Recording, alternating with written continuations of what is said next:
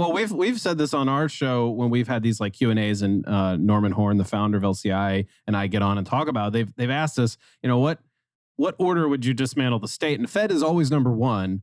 And as we get to number two, which is bring the troops home, we're like, well, wait a second. If you do number one, they're probably going to have to bring the troops home anyway. And then number three, they're probably not going to be able to implement anyway. And number four, like the Fed, that whole control of the money system. I've tried to tell my leftist friends who are Christians, if the love of money is the root of all kinds of evil, what on earth do you think the power to print and control money is?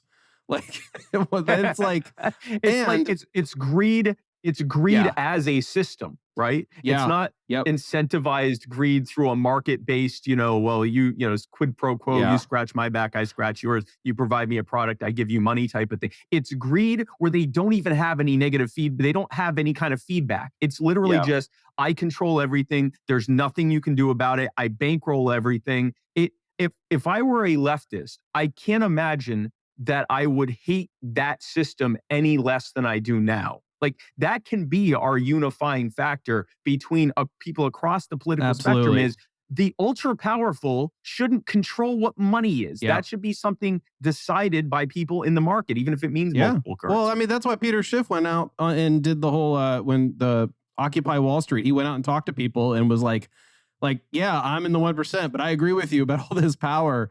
And, what are the critical race theorists talking about structural racism with the Fed? Thank you. Here's the thing. When someone says, do you believe in systemic racism as a libertarian? Because, this idea that that racism is something that can be systemic. I'm like, yeah, Federal Reserve.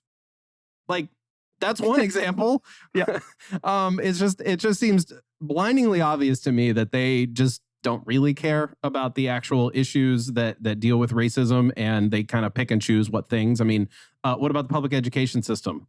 That was created by whites, right? Like, you could go down this whole road of like, if you really believe what you believe, you're going to attack certain things.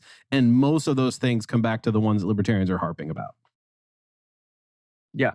Licensing schemes, gun control, minimum wage, forced unionization, all of that was initially started to keep Black people from succeeding. And the idea behind systemic racism, whether you agree with it or not, the idea behind systemic racism is that when a system is created explicitly to do a thing, 100 years later, if that exact system still exists, even if the people who are running that exact system are no longer doing it for the original reasons, it still tends to have the same effect on the people that it was originally intended to target. Now, whether you agree with that or not, when you look at gun control, it wildly disproportionately affects people of color, even more so than the war on drugs, which also disproportionately affects them. If you look at minimum wage laws, they disproportionately affect joblessness among people of color and poor people in general. If you look at any of those things, they disproportionate. So whether you believe in systemic racism or not, these things are causing real harm to these specific populations, even more so than everyone else, and were originally designed to do so. Call it whatever you want, it's that. And again, the head of that,